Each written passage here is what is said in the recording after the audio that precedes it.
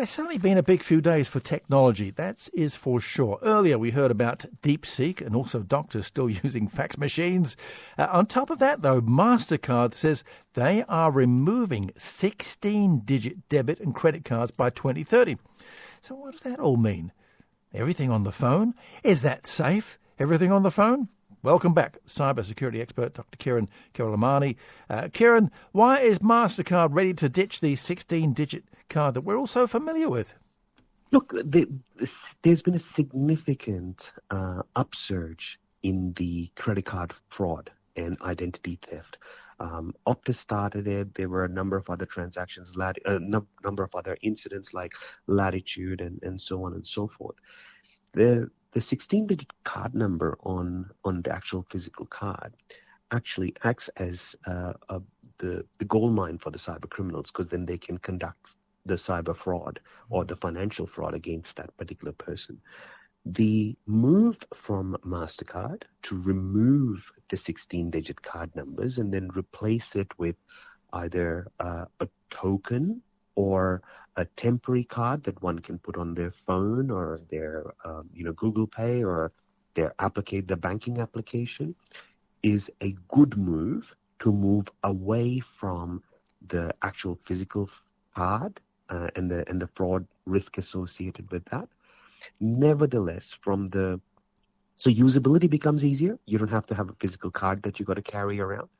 But from the risk perspective, it just shifts from A to B. So rather than now cyber criminals targeting the card, they would actually be targeting your phone because the card's actually stored on the phone.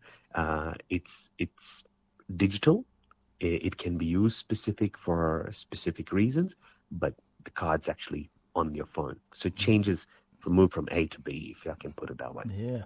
And the problem there is something that I'm always concerned about, is having kind of all your eggs in one basket. Everything is suddenly on that phone, isn't it? 100%.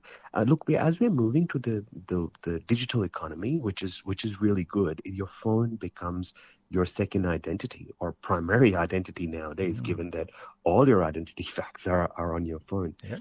The challenge becomes for the people of older generation and those who are, vulnerable people. They may not have caught up to technology as much. They probably still need that physical element of it. I know there are people in my family who are of the older generation. They haven't transitioned to digital economy fully, or the digital transactions fully as well. So from that perspective, those who are still on that old, requesting that card, they won't have the level of protection that the newer technology will, or the newer state of play will offer. So that is one of the matters from the awareness perspective. When your users and your listeners are actually having an understanding of where should they go, they need to be aware of that. So you think, having said that, it may take some time before we really all switch to the phone, because there'll be quite a lot of people saying, no, I want to hang on to that card. Yeah, look, there will be a transition. There will be a change management process. I would say the human change management process. And that's why Mastercard's brought that out in 2025, saying, here is the deadline. By 2030, we will be stopping this.